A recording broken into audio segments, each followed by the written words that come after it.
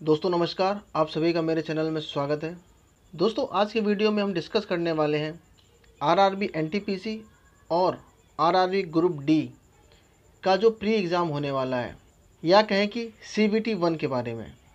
अगर आप इन दोनों में से कोई भी एक एग्ज़ाम दे रहे हो या बहुत सारे लोग दोनों ही एग्ज़ाम दे रहे होंगे, तो हम इस एग्ज़ाम को क्वालिफाई करने के लिए क्या पढ़ें और क्या ना पढ़ें, नीति क्या होनी चाहिए, किस विषय पे हमें कितना टाइम देना है, कौन सा विषय इम्पॉर्टेंट है, एग्जैक्ट सिलेबस क्या है, कैसे हम इसमें अच्छे से अच्छा स्कोर करें, कैसे हम इस एग्ज़ाम को क्वालिफाई करें।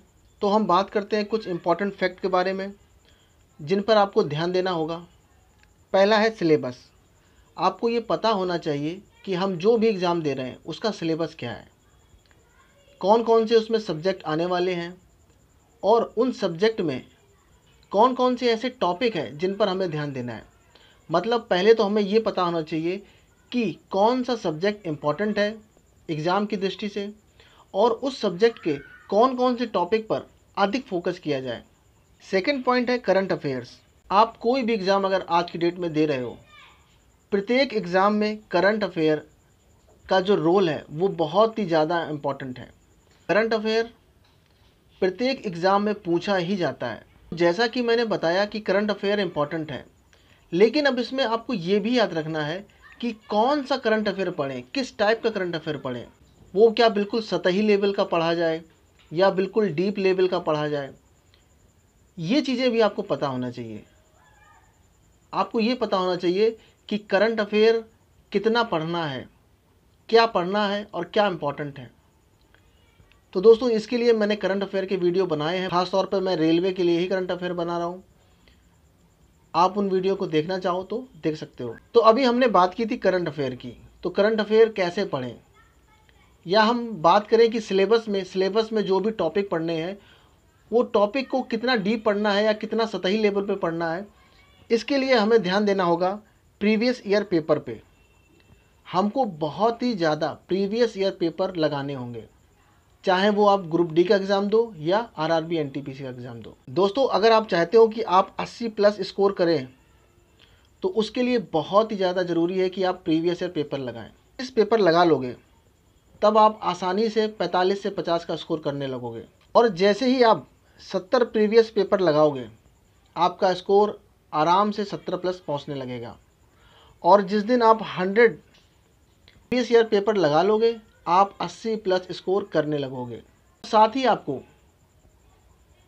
बहुत सारा एक्सपीरियंस भी मिलता जाएगा कि कौन सा टॉपिक इम्पॉर्टेंट है, कौन से टॉपिक से ज़्यादा प्रश्न पूछे जा रहे हैं, करंट किस लेवल की आ रही है और करंट में क्या पूछा जा रहा है। तो उन्हीं चीज़ों में आपको ध्यान देना है। तो आपको बहुत ज़रूरी है कुछ भी पढ़ने से पहले दिन में 2 घंटे या जितना भी आपके पास टाइम हो आप प्रीवियस ईयर पेपर ज़रूर लगाओ। उसके बाद हम बात करते हैं टाइपिंग की। अगर आप एनटीपीसी का एग्ज़ाम दे रहे हो तो आपको अभी से टाइपिंग शुरू कर देनी चाहिए, क्योंकि एनटीपीसी में बहुत सारी ऐसी पोस्टें हैं जो टाइपिंग मांगती हैं। तो आप बिल्कुल भी देर ना करें, टाइपिंग के लिए अभी से लग जाएं। 5वां पॉइंट ये है कि रनिंग फॉर ग्रुप डी। अगर आप ग्रुप डी का एग्ज़ाम दे रहे हो तो आपको रनिंग भी शुरू कर देनी चाहिए। और बहुत सारे लोग मुझे लग रहा है दोनों ही एग्ज़ाम दे रहे हैं, तो आपको पढ़ाई के साथ साथ इन दोनों चीज़ों पर भी फोकस करना होगा, क्योंकि जो आपका फाइनल एग्ज़ाम होगा वो इनके बिना क्वालिफाई नहीं हो सकता। दोस्तों अब हम बात करते हैं सिलेबस की। तो सिलेबस में 3 सब्जेक्ट आपके एग्ज़ाम में आने हैं। पहला है मैथ, दूसरा है रीजनिंग और तीसरा है जीएस। इन तीनों सेक्शन से आपके पेपर में प्रश्न बनेंगे।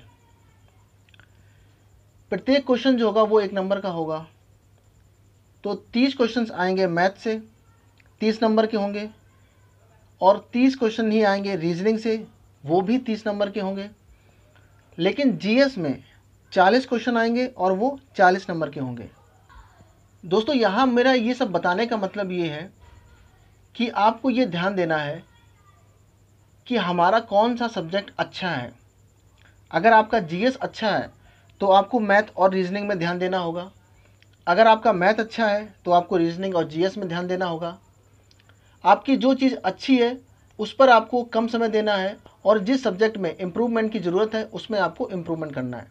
आपको ये भी पता होनी चाहिए कि मैथ के कौन कौन से ऐसे चैप्टर हैं जो एग्ज़ाम में पूछे जाते हैं, रीजनिंग के ऐसे कौन कौन से चैप्टर हैं जो आपके एग्ज़ाम में पूछे जाएंगे। साथ ही जीएस में, अगर मैं जीएस की बात करूं तो जीएस के फिजिक्स में, बायोलॉजी में, ज्योग्राफी में, करंट में क्या क्या पढ़ें जो आपका एग्ज़ाम क्लियर कर दे। तो यहाँ पर हम देखते हैं कि जो टोटल क्वेश्चन की जो संख्या वो कितनी हुई, वो हुई 100। और इसी तरीके से टोटल नंबर कितने हो गए, तो वो भी हो गए 100। मतलब 100 क्वेश्चन होंगे 100 नंबर के। ऐसे क्वालिफाई होने के लिए मिनिमम, अगर मैं मिनिमम की भी बात करूं तो 70 नंबर आपको लाने ही होंगे क्वालिफाई होने के लिए, ताकि आपका प्री निकल जाए। और सबसे ज़्यादा आपको ये बिल्कुल पता होना चाहिए कि क्या पढ़ना है और क्या नहीं पढ़ना है, कौन से सब्जेक्ट इम्पॉर्टेंट है और उनमें भी कौन कौन से जो टॉपिक हैं वो इम्पॉर्टेंट है।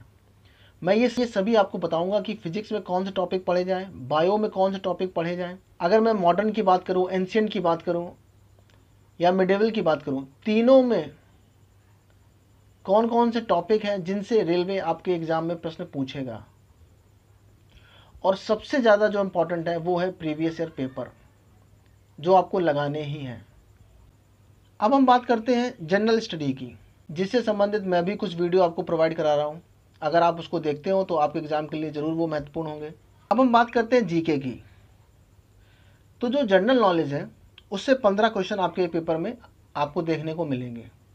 इसके बाद हम बात करते हैं जनरल साइंस की। जनरल साइंस से आपको भी 15 क्वेश्चन देखने को मिलेंगे और जनरल साइंस से आपको 20 क्वेश्चन भी देखने को मिल सकते हैं।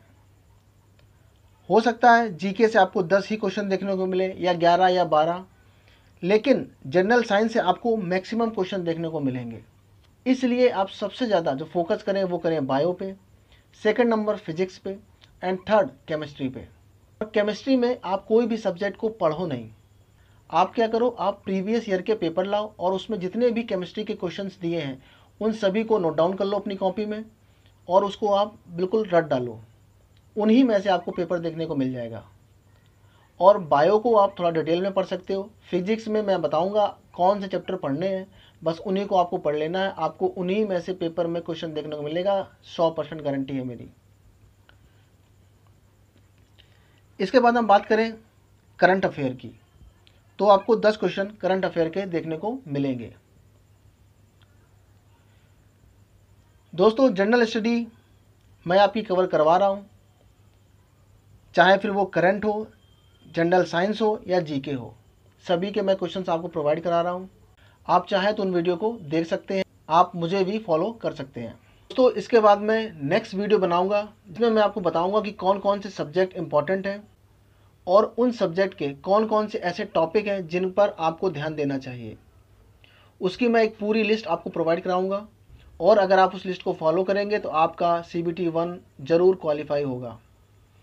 दोस्तों अगर आपको ये वीडियो अच्छा लगा है सो प्लीज़ आप इसको लाइक करो, शेयर करो, सब्सक्राइब करो। आपका दिन शुभ हो। बहुत बहुत धन्यवाद।